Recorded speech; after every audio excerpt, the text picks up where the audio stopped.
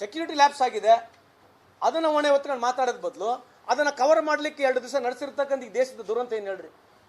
ನಾವು ಅವತ್ತು ಹೇಳಿದ್ವಿ ಪುಲ್ವಾಮಾ ಬಗ್ಗೆ ಇವತ್ತುವರೆಗೆ ಯಾರು ಚರ್ಚೆ ಮಾಡಲ್ಲ. ಬಿಜೆಪಿ ಯಾಕೆ ಚರ್ಚೆ ಮಾಡಲ್ಲ?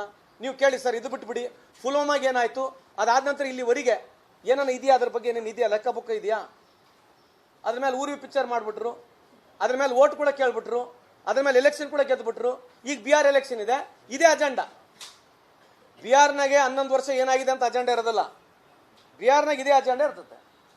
ಅದು ಬಿಟ್ಟರೆ ಬೇರೆ ನಡೀತಿ. ಎಲೆಕ್ಷನ್ ಈಗ ಯಾವ ಬೇಸಿಸ್ ಮೇಲೆ ನಡೀತದೆ ನೀವು ನೋಡ್ಬೇಕು, ಚೆಕ್ ಮಾಡಿ ನೋಡ್ರಿ. On what basis BJP is going to fight election? ಇವತ್ತು ನೀವು ನೋಡಿದ್ರೆ ಎಲ್ಲ ಹಿಂದೂಗಳಿಗೆ ನನ್ನ ಪ್ರಶ್ನೆ ಇದೆ. ಏನು ಹಿಂದೂ ಪರವಾಗಿ ಮಾತನಾಡತಕ್ಕಂಥ ಪೊಲಿಟಿಕಲ್ ಪಾರ್ಟಿ, ದಿನ ಬೆಳಿಗ್ಗೆ ಇದ್ರೆ ಹಿಂದೂ ಓಟ್ ಮೇಲೆ ಬೆಂಬಲಿಸ್ಕೊಂಡು ಹಿಂದೂ ಬಗ್ಗೆನೇ ಮಾತನಾಡ್ತಕ್ಕಂಥ ಪಾರ್ಟಿ, ಇವತ್ತು ಈ ದೇಶದ ಹಿಂದೂಗಳು ಸೌತ್ ಆಫ್ರಿಕನಾಗಿರ್ತಕ್ಕಂಥ ಯಾವ ಸಿಟಿಸನ್ ಇದ್ದಾನೆ ಅದಕ್ಕಿಂತ ಕಮ್ಮಿ ಇರತಕ್ಕಂಥ GDP ನಲ್ಲಿ ಪರ್ ಕ್ಯಾಪಿಟಲ್ ಇನ್ಕಮ್ ನಲ್ಲಿ ಈ ದೇಶ ಬಂದಿದೆ. ಇವರು ಹಿಂದೂವಾದಿಗಳು, ಹಿಂದೂ ಬಗ್ಗೆ ಏನು ಮಾತನಾಡ್ತಾರೆ ಇವರೆಲ್ಲ ಲೀಡರ್ಗಳು, ಇವ್ರ ಆಸ್ತಿ ಚೆಕ್ ಮಾಡ್ರಿ. ಯಾರು ಇವು ಪ್ರಮುಖರು ಇರ್ತಕ್ಕಂಥ ಹಿಂದೂ ಬಗ್ಗೆ ಮಾತನಾಡ್ತಕ್ಕಂಥ ಎಲ್ಲ ಪೊಲಿಟಿಕಲ್ ಲೀಡರ್ಗಳು, ಇವ್ರ ಆಸ್ತಿ ಚೆಕ್ ಮಾಡ್ರಿ.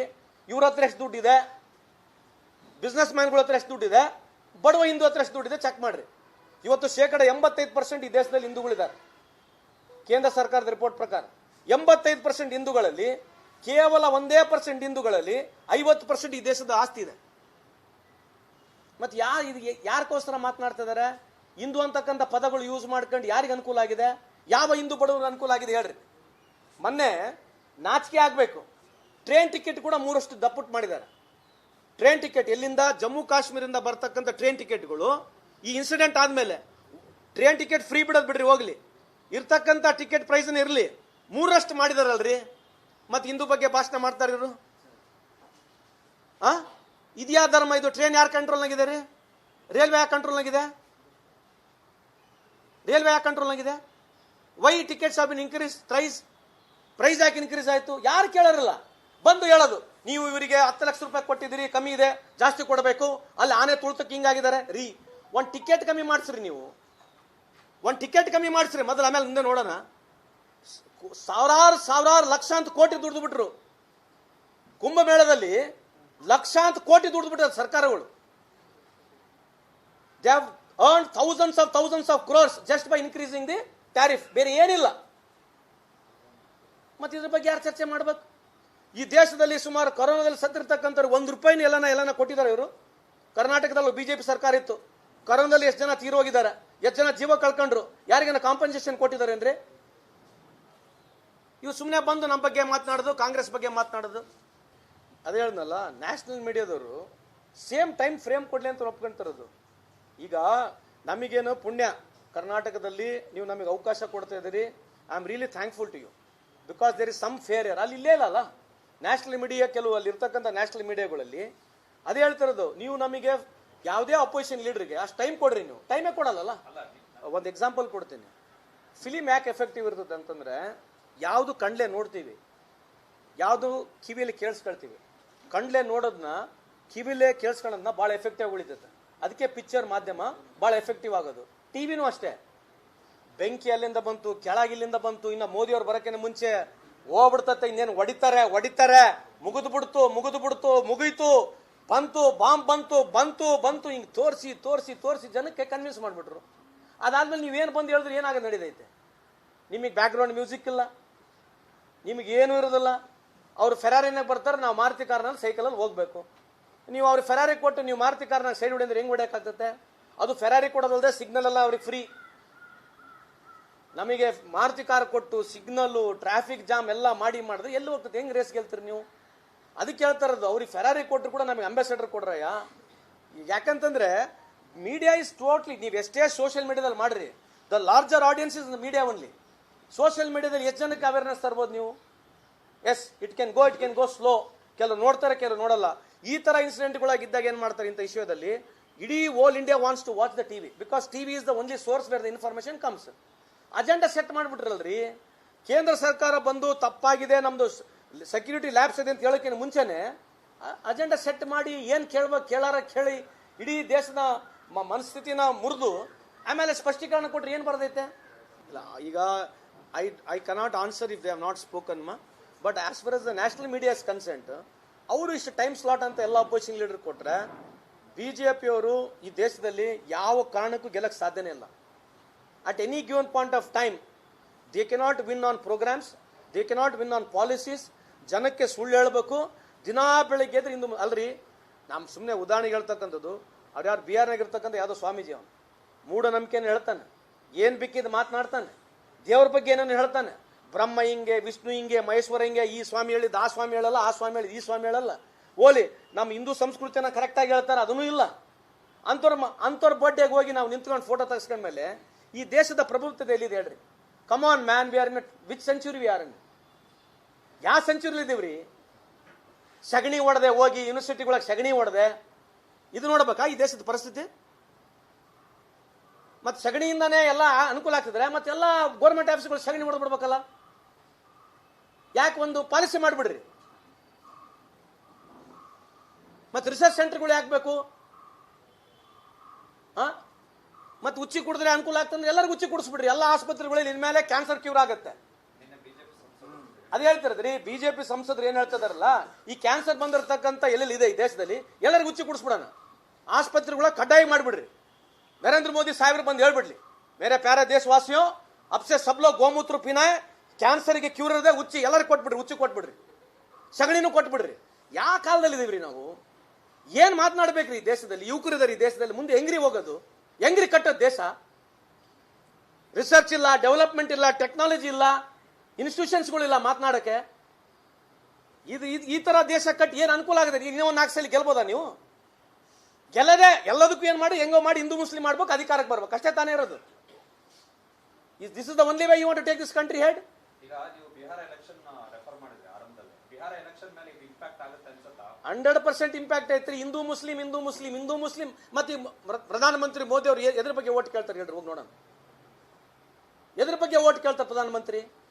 ಇದೆಲ್ಲ ಬಿಟ್ಬಿಡ್ರಿ, ಟೆರರಿಸಂ ಆಕ್ಟಿವಿಟೀಸ್ ಬಿಟ್ಬಿಡ್ರಿ, ನಾನು ಪಾಕಿಸ್ತಾನ ಮುಸಲ್ಮಾನ ಮಾತಾಡಂಗಿಲ್ಲ, ಇವತ್ತು ನಾನು ಇಂಥ ಕೆಲಸ ಮಾಡಿದ್ದೀನಿ, ನನಗೆ ಕೆಲಸ ಓಟ್ ಕೊಡ್ರಿ ಅಂತ ಕೇಳ್ತಾರಾ? ಅದೇನಾಯ್ತು, ರಾಮ ಜನ್ಮಭೂಮಿ ರಾಮ ಮಂದಿರ ಕಟ್ಟಿದ್ರು, ಅವ್ರೇನಾಗ್ಬಿಡ್ತು, ರಾಮ ಮಂದಿರ ಕಟ್ಟಿದ ತಕ್ಷಣ ಒನ್ ಸೈಡ್ ಎಲೆಕ್ಷನ್ ಆಗ್ತಾ ಅನ್ಕೊಂಡ್ಬಿಟ್ರು. ಅದಾಗ್ಲಿಲ್ಲ ಎಲೆಕ್ಷನ್. ಅದಕ್ಕೆ ಈ ಬಿಹಾರ್ ಯುಪಿನಾಗೆ ಇದ್ರ ಮೇಲೆ ಹೆಂಗ್ ಹೋಗ್ಬೇಕೀಗ, ಏನ್ ತಗೊಂಡು ಹೋಗ್ಬೇಕು? ಸಿಚುವೇಶನ್ ಸಿಕ್ತು.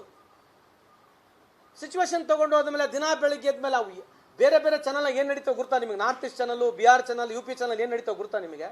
ಕೇಳಿಸ್ಕೊಳಕ್ಕಾಗಲ್ಲ, ಹಂಗೆ ನಡೀತಾವೆ. So somewhere I feel, I request all the BJP friends, cutting across the party. ಹೌದು, ಲಿಮಿಟೇಷನ್ಸ್ ಇದೆ. ಅದಕ್ಕೆ ನಾನು ಹೇಳ್ತಕ್ಕಂಥದ್ದು, ಎಲ್ಲರೂ ಸಂವಿಧಾನನ ಒಪ್ಕೊಂಡ್ಬಿಟ್ರೆ ಎಲ್ಲ ಒಪ್ಕೊಂಡಂಗೆ.